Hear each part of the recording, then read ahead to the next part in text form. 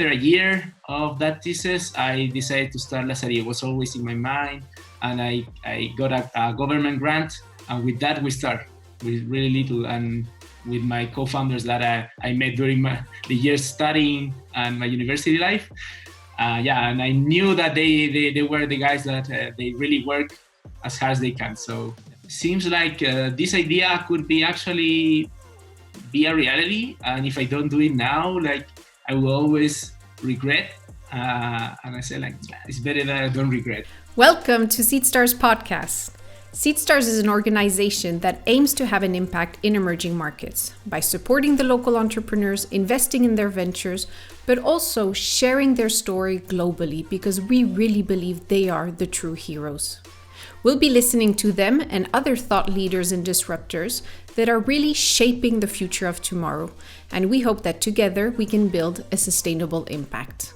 Before we start, I would like to thank our partner MADA, the Assistive Technology Center of Qatar, that helped make this episode possible. Welcome to the show, Rene. Yeah, thank you, Alex. How are you? I'm good. Yeah, thank you. Good. All right. Yeah, surviving. Yeah, difficult times, right? So let me briefly introduce myself. I'm Alex. We've met on the phone a few days ago. I was employee number 1 at Seedstars. So that's what about 6-7 years ago now.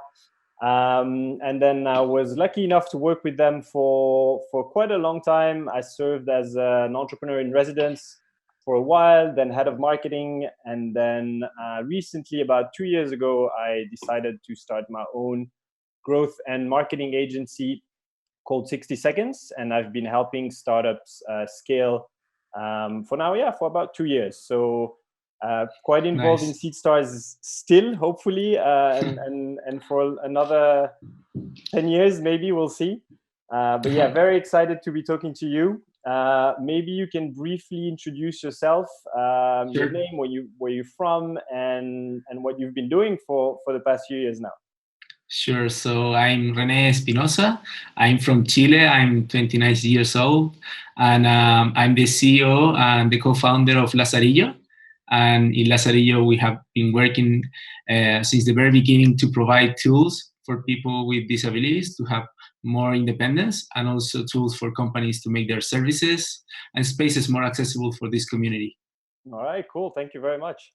So, when we chatted on the phone last time, there was something we discussed, and I didn't want to start with this because that was obviously the elephant in the room. Everybody's talking about it.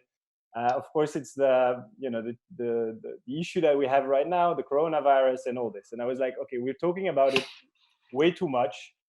Even if it's a very important issue, I said, okay, I don't want to start discussing this. But then we discussed a bit, we talked a bit, and I was like, it's actually a very interesting thing that is happening, because it's challenging for everyone, and especially for startups. Definitely. And maybe you can share a bit of how it's been affecting you in the past few weeks now, and how you've been dealing with it, because I think it's quite impressive. Sure. So, well, in our case, it has affected us in different ways.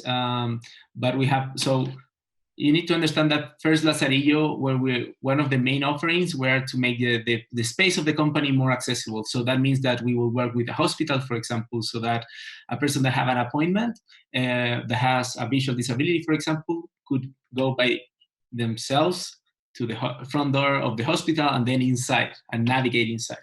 So we were encouraging our users to go out and have more experience in the life without fear, right? Now we need all to stay home, right? That's the way we are living now.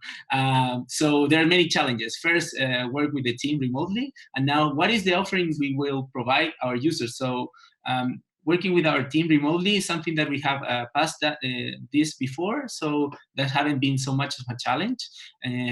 But one of the things that we have talked with the users, and now the needs are really different.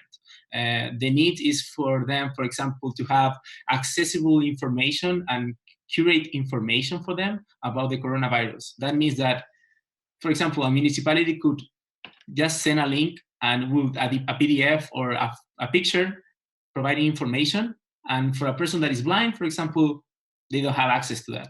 So in that way, they don't know what to do with that. So it's not something that they can actually, for example, if they're providing vaccines in a specific location, they don't know where.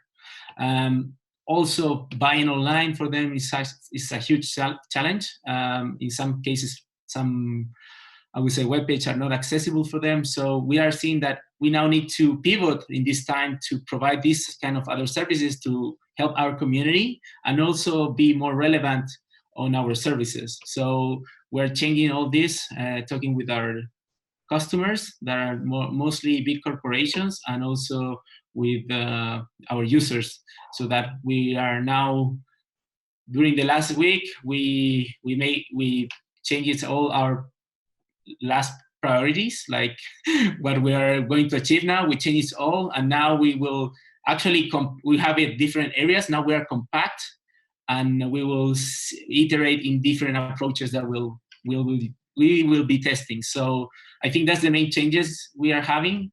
So it's quite a big challenge. So you started doing these changes in the past few days. Like, it's been very recent, right? Yeah, so week and a half.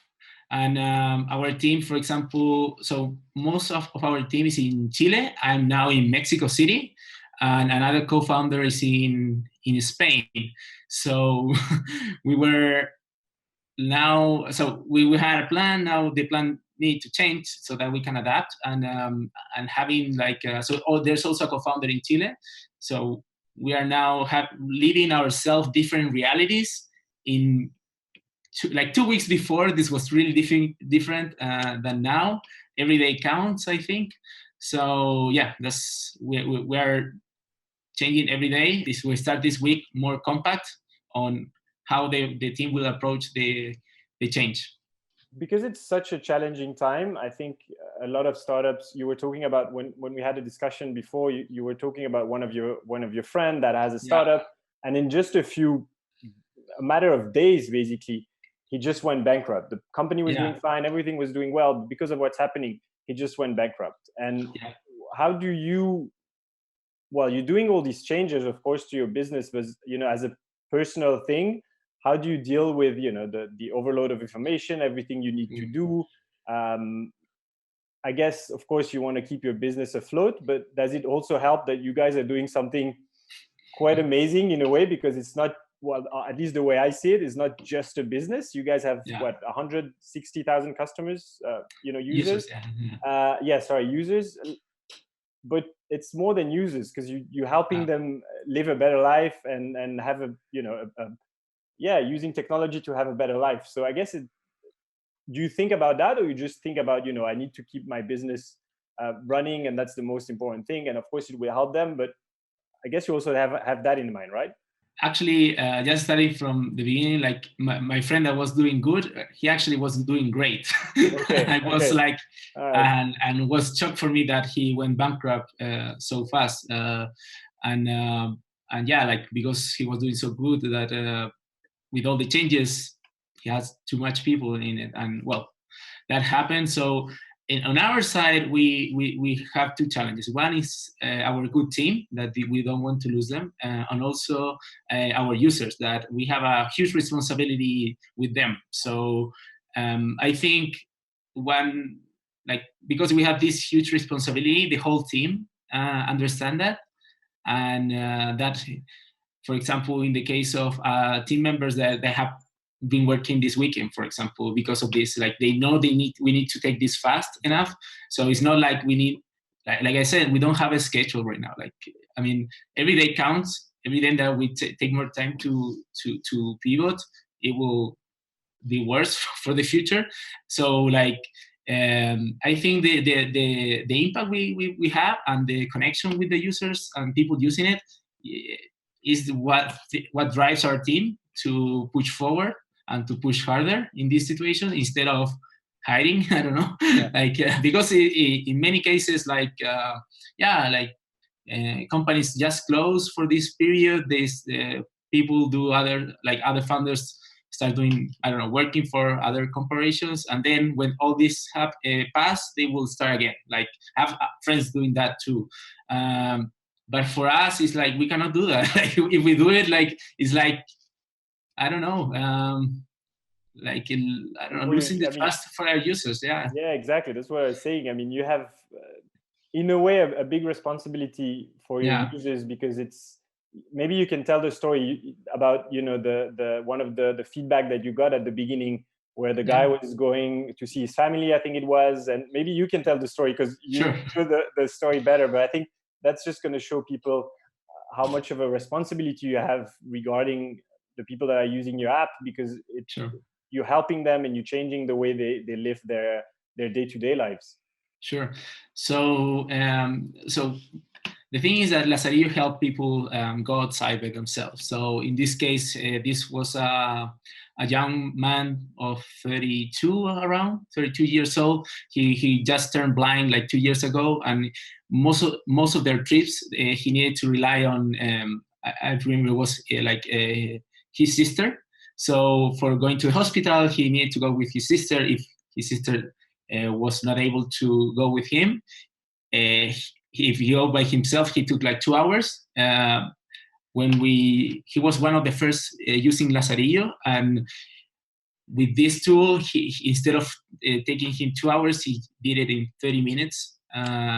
On going into a bus, knowing when to get out, then getting directions to the front door of the hospital, and then going there and get that to that location, and at the end doing all by himself. And that was one of our big wins, that we said, okay, this works, this has an impact.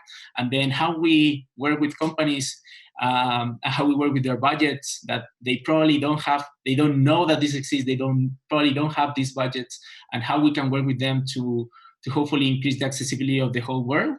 Now the issues are not to go out, is to how I can buy my stuff, how I know if I'm going to a pharmacy, they will have my pills that I'm looking for. There are many issues that people is facing now, and we're getting all that information and say okay, what are the first thing we're going to do and how we're going to implement it, because we need to have this in 3, 4, 5 days more. And then iterate. It's pretty intense, I guess, these past few days, right? Definitely. I'd love to take maybe a few steps back, just to go through, how you started the whole company, how it was born. Because from what I understood, and let me know if it's wrong, but from what I understood, it's not something that you just started maybe a year or 2 years ago. It's been in your head for almost 7 years, I think. And I think that's fascinating, because it's not something that just appeared and then you started doing it. It was really something that you built from scratch, but that you also spend a lot of time thinking about. So maybe you can take us through, how the project came to be, the first MVP or the first, prototype, and then where you are now. Yeah. So, well, actually, you're right. It was like 7 years ago, within 7, 6, in which that I was studying and also was working in a medical institution. So, doing assisted technology, so low-cost assisted technology. So I work with neurologists, physicians, and people with different disabilities. And there was a time that I came across a project that they asked me to develop a mobile app for blind people. So it was not Lazarillo, but it was a mobile app that they wanted to iterate and see if it works.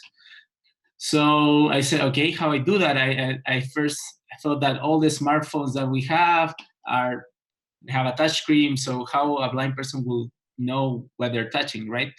I researched a lot and I talked with 30 people with different visual disabilities, and I understand that they actually exist standards to develop accessibility. So you have the graphic interface, the logic, but you have in the middle the accessibility sort of interface. And most of the apps are not accessible. Most of the apps are not considering this accessibility sort of layer.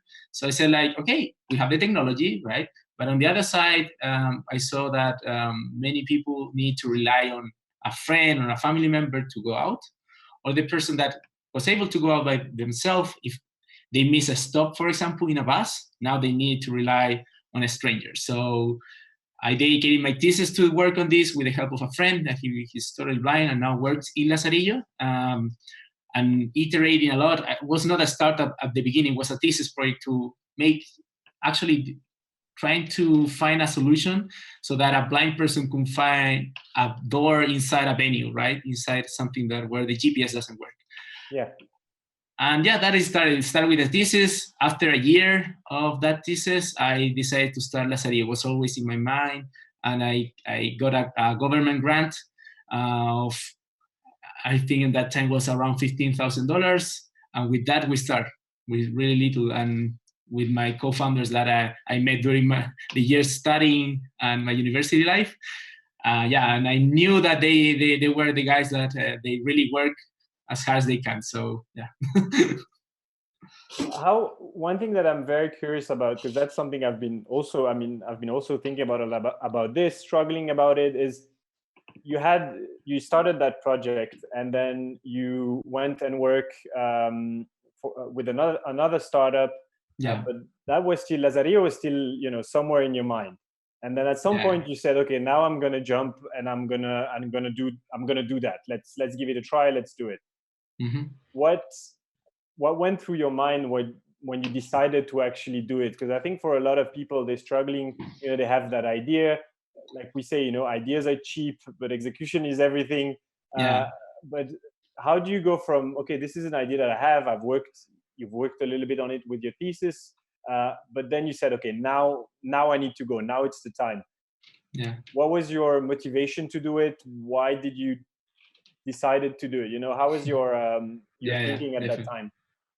So working with my friend in his startup was quite useful for me. So that instead of, because before that we did some projects together, but actually providing like a product to a customer was something new, and I learned a lot. I have to say, I learned a lot on that, and also I started going a lot to startups events, and doing that. I don't know, it came across that I started talking about this thing that I had in my mind, and iterating and see like if it makes sense or not. And since getting the feedback from different institutions, like just talking with one person got me to another one that they introduced me, and then they introduced me to another person, and then I get into an accelerator, and like was things moving forward. I said like, seems like this idea could be actually be a reality, and if I don't do it now, like I will always regret. And I said like, it's better that I don't regret. Like at least if I tried and I fail, I will learn that. Yeah, that's what the thinking. How much do you think that the impact that you would you were thinking about that? Look, if I build this app, I'm going to have an impact on people's lives. I'm going to change the way they live. Did that affect your? Of course, I'm sure it did a little bit, but how much did it affect it, and how much do you think it played a role in your decision? Yeah, sure. So when I finished my last test of the prototype in my thesis, I tested with seven people, I remember, and at the end I did an interview with all of them, and those videos were really emotional. So I couldn't forget that, and so I use that as a motivation. So I say like, if this simple thing that I did myself has such an impact, why don't make it a reality? Like for me, the future, I say like, how it should be the future. There should be something like this. If I'm not going to develop it, it will be somebody else. But I think that so like if I don't do it myself, why anybody else will do it? So that's why I tried. Because I'm asking this because I've read online. Let me know if it's wrong, because of course you shouldn't believe everything you read online. But sure. I'll read you the sentence and you tell me if that rings a bell or if it's true. Talking about you on a bio online, it says, his objective in life is to help improve the well-being of humans through the use of technology. And I think even if it's, I don't know, maybe you tell me if it's exactly what you said, or I don't know, maybe it's just, but I think it's beautiful because, of course, now technology has also a bad reputation in a way. I think a lot of people which makes sense also, but there is some sort of a bad reputation about technology. And when we see someone like you doing something like this, it just changes the whole game, right? Because you guys are using technology for something just to make the world a better place, in a sense. Yeah. I have to say it's right. I think it's has something that is missing. But so when I was really, like, I don't remember the exact age, but I was young enough. I don't know who was the one I read this from, but it says that in order for you to like, any person should have a goal and parameters to follow different like, or what you study or what you do, whatever. So you need to have a phrase of what you do. And my phrase was like, I said, like, what I want actually to do, and I wanted to impact the health of people and the well-being, like, hopefully both or at least one. And how? With technology. I said, and so that's why it's my passion, but I want to do this passion and to have this impact. And I managed to do to create this phrase. And so if I got an opportunity of doing, I don't know, anything that might be fun, but it's not in that phrase, I will not do it. So, and yeah, that's why I said that. That is that I want to impact people's health and well-being through technology. Yeah.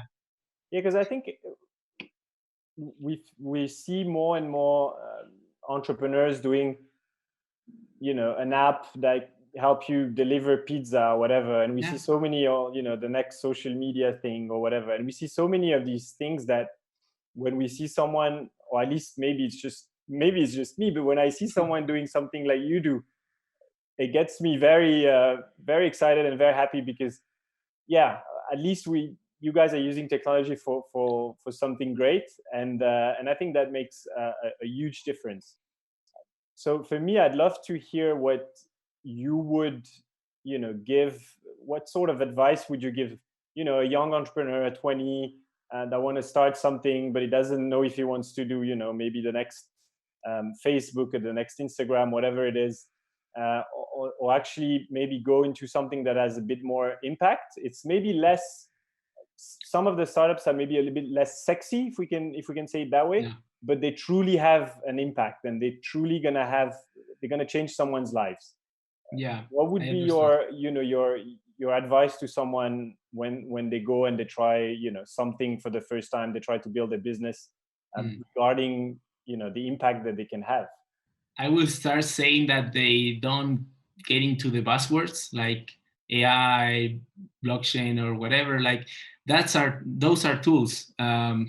So you need to find a problem that you want to solve and you're really passionate about, and hopefully in the fields you are interested on. Like, not any problem. Like, if you're passionate about agriculture because you have a deep connection with that could impact a lot of life.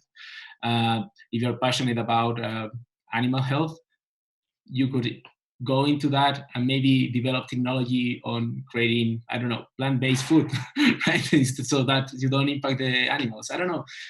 Anything you're going to start, you need to be passionate in two things. First, in your field of interest, and on second, in the problem you're solving, and just the problem, not the technology. Then you look out for technologies and all that and see how you can scale it, make it more scalable. But if you start with the technology and you try to find like a sexy field, I don't know. I don't believe in those startups. Maybe sometimes they manage to raise a lot of money, but at the end, when things like this happen, you might find that your team is not into it.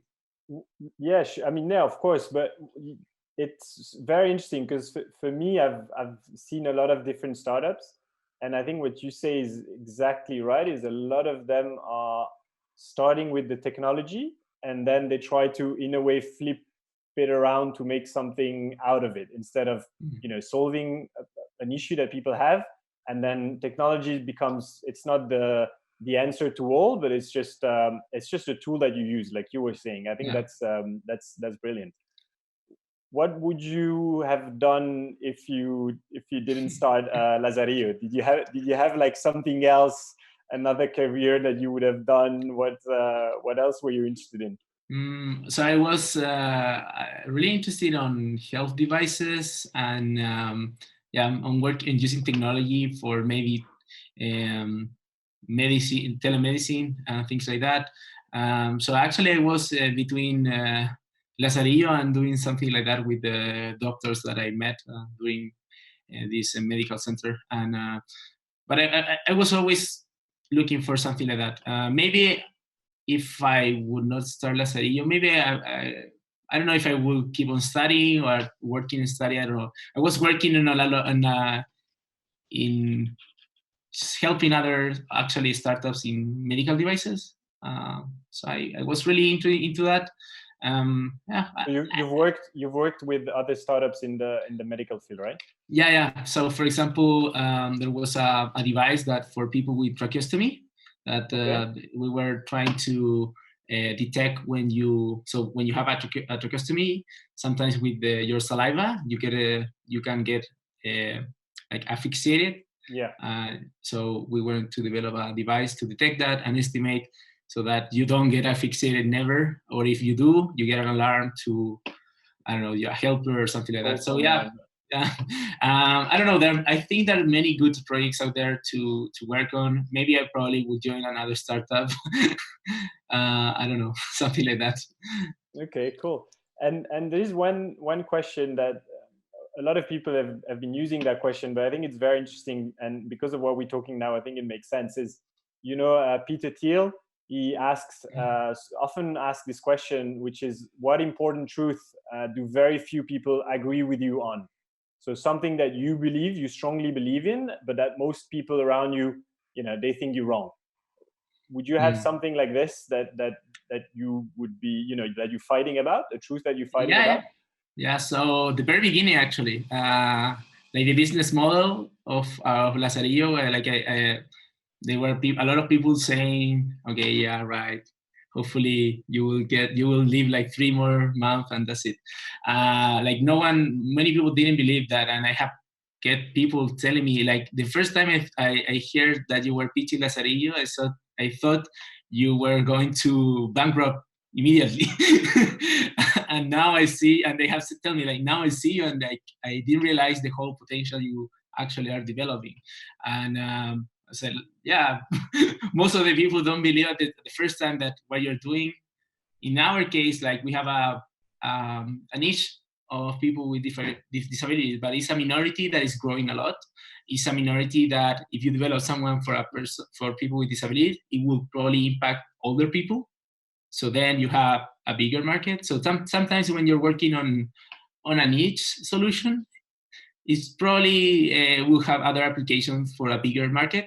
But since you're specialized for a niche, you get to actually understand the different problems and see new opportunities. If we are all working on the same issues, like, I don't know, food delivery, that is a huge issue. But if we are all working on that, like, what about the other problems, right? And we need to move, I believe that instead of being a copycat, I think that you need to move like technology forward so it can impact more people and more services or companies, right? So yeah, that is what I think that was the truth that I saw. I said like, no, it doesn't make sense. Like, it should be profitable. Maybe it's not the way I see it. Maybe it's different, but it should be. But it should be. Yeah. Do you know? And I'm not saying that in let's say in a bad way, but is there a lot of other apps or other companies that are doing something similar than you guys?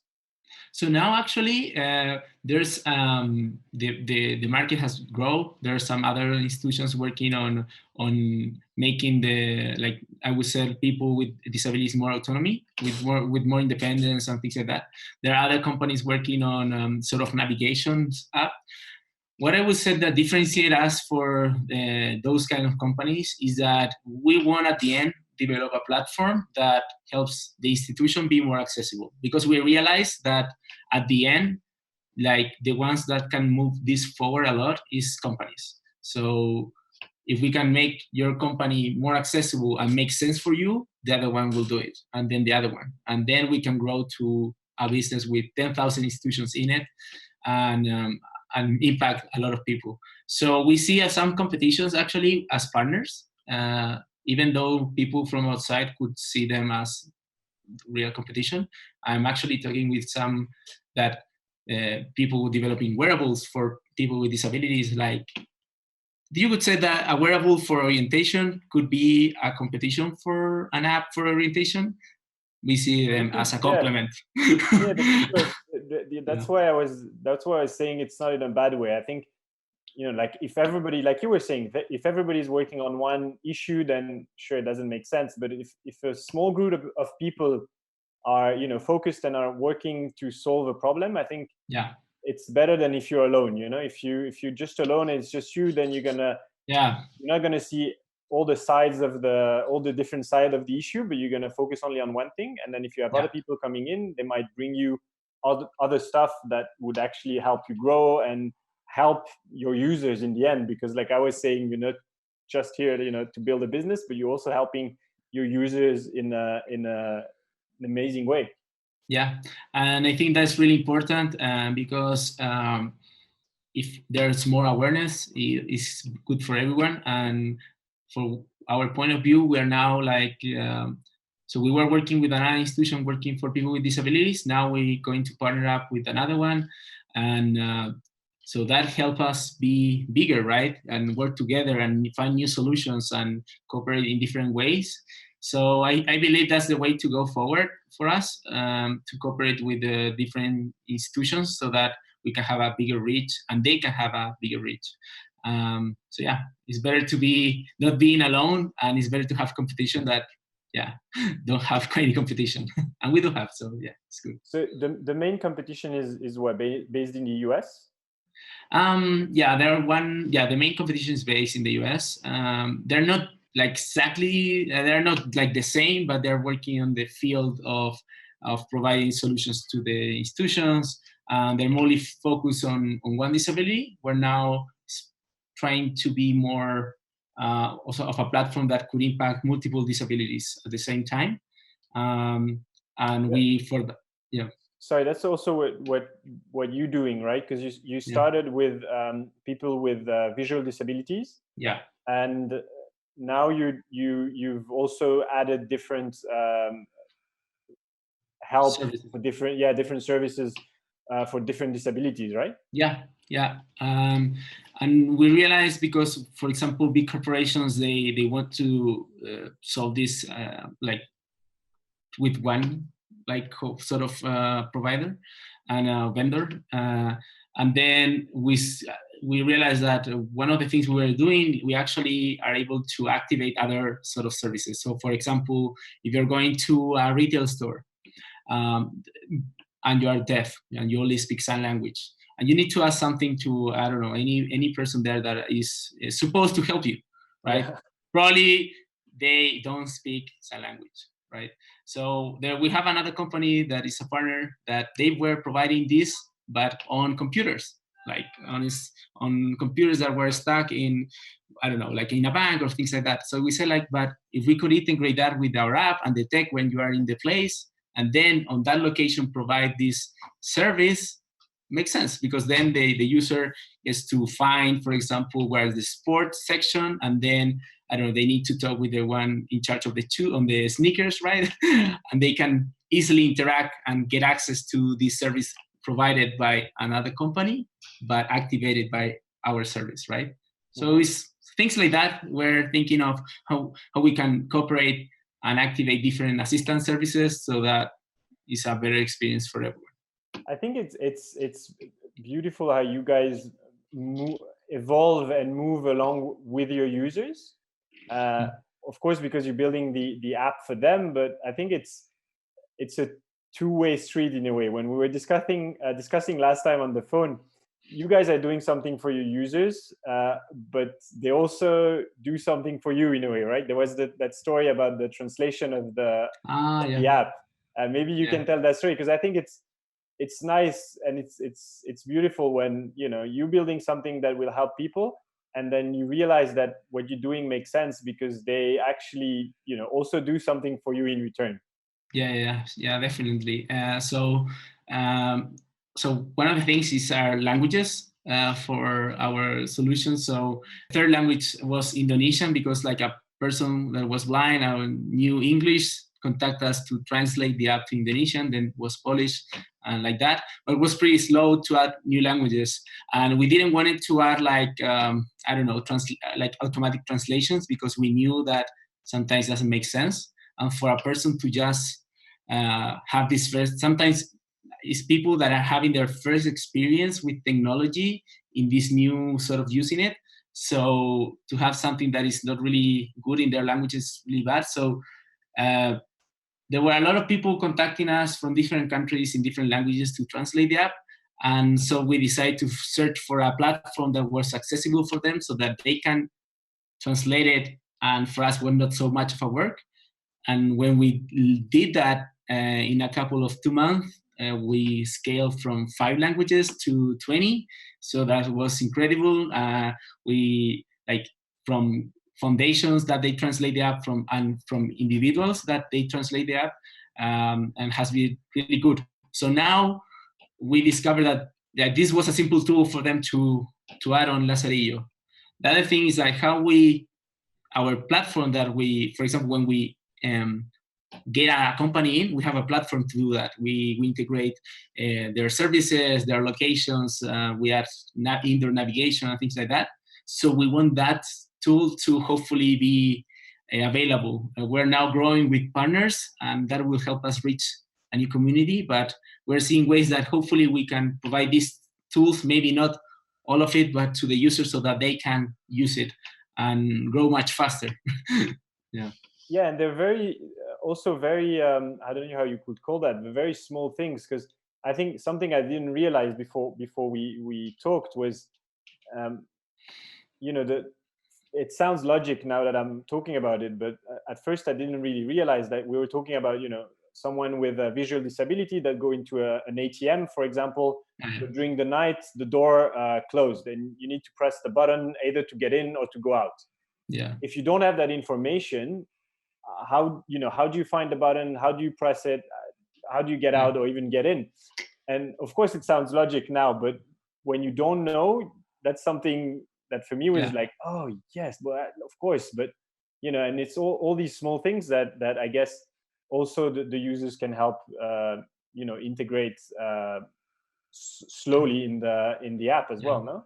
Yeah. For example, for when we work with a bank, we do things like that. We, for example, add that information to Lazarillo so that the person knows how to get in, how to get out, how is the physical space inside, where is the ATM, where is the door, where is the front desk, so that they can be at least more independent to use those services.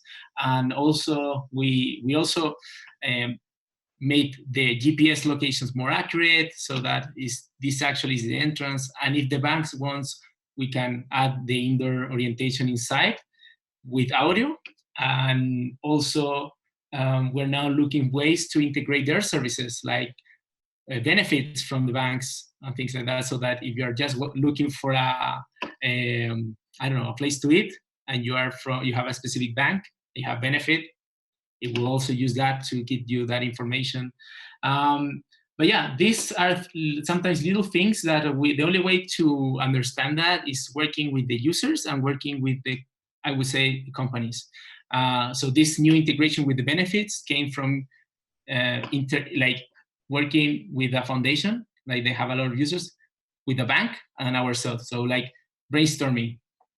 So when this was the first time they were doing something like that, and we expect to do these sort of things with people with other disabilities, and also in different countries. So I think there's a huge potential of what you could do, but the thing is that the connections haven't been made, right? So people don't know the possibilities.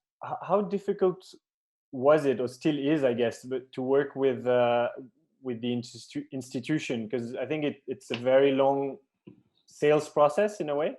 Yeah. How did you start it first? Because I think that's very interesting when people are like, yeah, but I need to discuss with an institution. It's going to take time. How can I do it? And I think young entrepreneurs would, I think they're very interested in knowing how you got started, and then what's your process now of keeping the sales funnel open, even if during these days I think it's a little bit different. But let's say if everything was fine and everything was beautiful, how would that look like? So these days is different because there's a phase of change. But what we were doing is that at the beginning we didn't have a process for this. We just looked for people that we were more open to talk with startups. So like innovation departments, in our case, social responsibility departments, and with that we started. The first clients were through the innovation department mostly, and that helped us get to an understand the institution, because like a bank, for example, is huge. They have different, and for you to do a business with a bank, you need to follow a lot of procedures, paperwork, and so it's kind of slow for a startup. But when you understand that, then what we were doing, for example, is that since we understand the person that need to make the decision, is like you need to talk with them as fast as possible. So we developed like a sort of email campaigns, but directly to the people we wanted to talk with in different banks and things like that. Then we scaled this up with partners, so local partners that can have presence in a country. So we did that with Costa Rica, for example. So we test that in Costa Rica, and now they're installing Lazarillo. They're working with a bank. They're talking with a lot more banks and shopping centers. Of course, shopping centers that now are like they stop because of everything, but they had like a good reach in a few weeks, and now we're doing the same with Mexico and Uruguay. So the way to see this is that you need to hopefully talk with the person that can make the decision as fast as possible. So there are many sources to get that. LinkedIn, so there are databases in Google or things like that. You get that email and you create a good email for them. And then you do that with a list of 100. And then you do a sort of hits every week, and do it constantly, and provide them value with other things. Like you can provide them information about things that might be interesting for them. Not only sell, also provide value. Mm-hmm. And I would say that as you grow your brand or awareness, in our case, we have appeared a lot in media. You can also use that as an asset to say like, hey, you will appear in media, you will increase your brand. And we have some cases in which that telcos, one telco approached us to provide it Lazarillo without using data in Peru. Like you can use Lazarillo and it will not consume your data package. We're doing that technically. That is also something that it got a little bit stuck because of the coronavirus, but they approach us and they are huge. And that's only because awareness and making your brand more recognizable, I would say. And when you're doing something with social impact, that is easier. So you need to take advantage of that so that you can impact more people and also get to more companies. I think the process is always it always seems easy, but I think for a lot of people it's hard to start. Writing that first email, having your first rejection and all this at the beginning. I think it's what a lot of people are afraid of. But again, like you said, you just need to keep on going and sending those emails and doing these follow-ups and continue and continue, and then or call them, and then it feels uncomfortable for sure, but at some point it's gonna pay in a way or another, right? Yeah, definitely. And also connections, like talk with people. If you go to an event, don't be in the coffee just eating.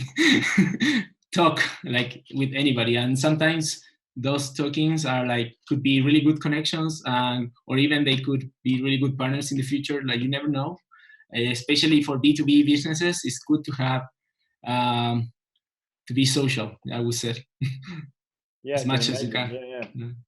So what's now the next steps for you guys? I guess because of the situation, of course, it's a little bit different than when you expected and when you planned, I'm sure.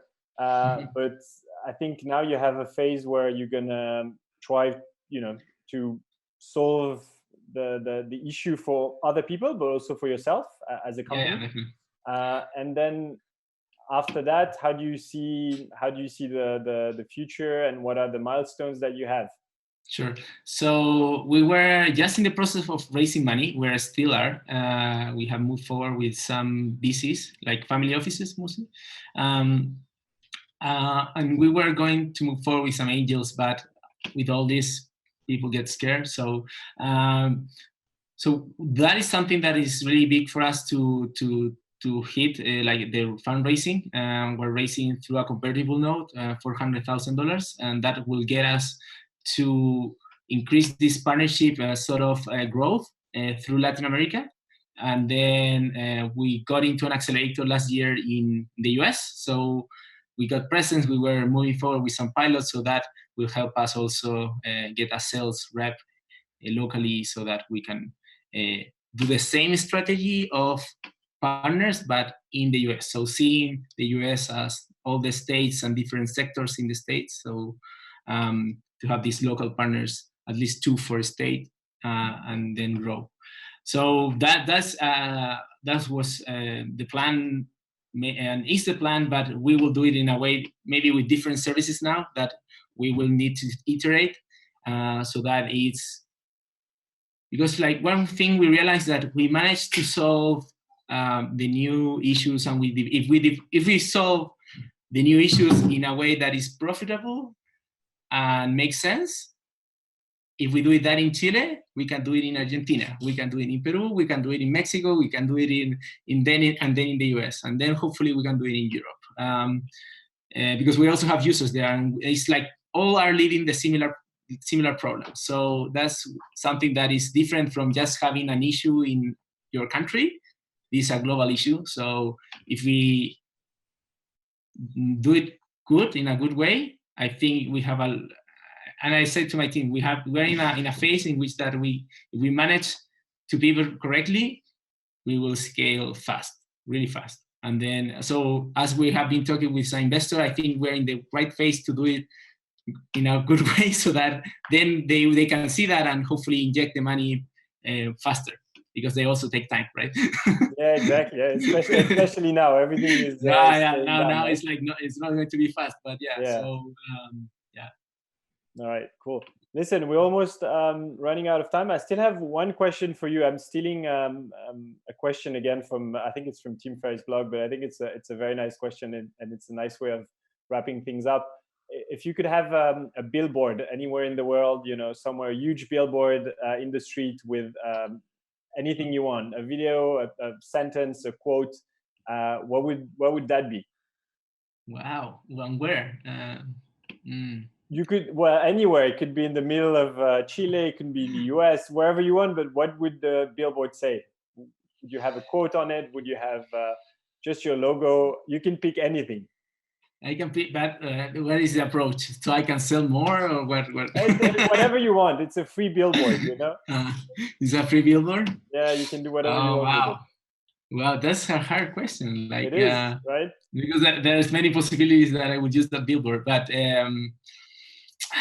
in this situation, I think a billboard doesn't make sense today, because like people shouldn't be out. Like even if you're in Times Square, for example. Yeah, that's correct. I saw some picture in Times Square, and there were like, I don't know, a couple of people. Yeah, no, exactly. Maybe it's not the best time. I think that's a good answer, because I think that question made sense, but maybe it doesn't in the. I know. I think I will put a billboard in Zoom, maybe in Zoom. Zoom is getting like really growth. Yeah, exactly, like, something like that. That could work. Yeah, like maybe I could put or in Netflix, something like that. Maybe you can have Lazarillo on Netflix. Exactly. Yeah. I will put a billboard in Zoom, I would say, because you can get to corporates, like a digital billboard, and I would say, don't forget your customers with disabilities in this time. They need you. They are the ones that need you more. Cool. Something like that. Yeah, maybe.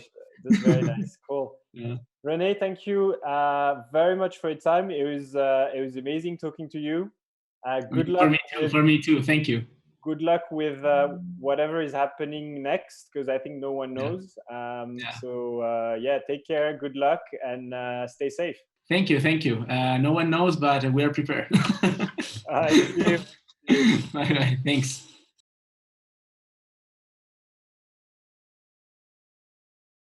Hi, my name is Rene Espinoza. I'm co-founder and CEO of Lazarillo. Lazarillo is a platform that makes services and spaces of companies more accessible for people with disabilities.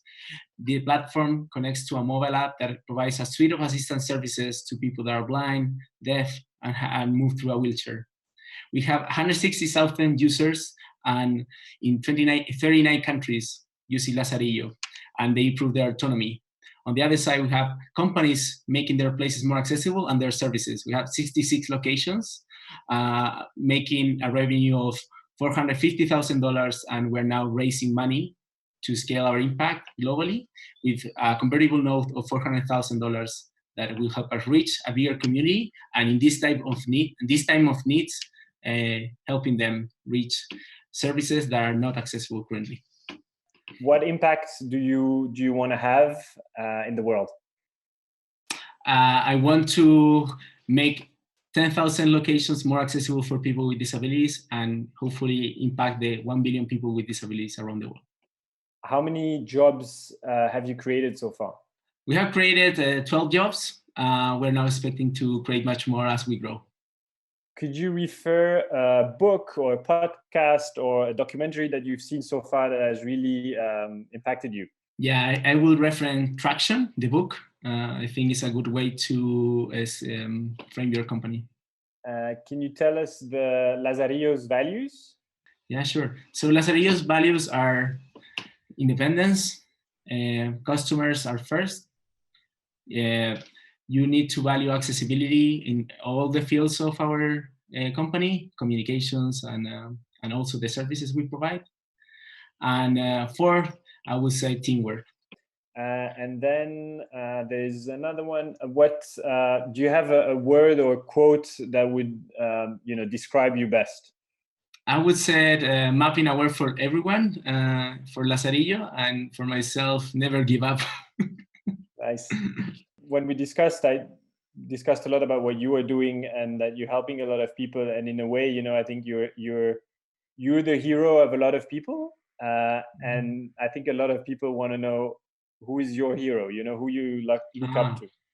Wow. My hero? I think I have many heroes. I would say Bill Gates is one person that I look up to a lot.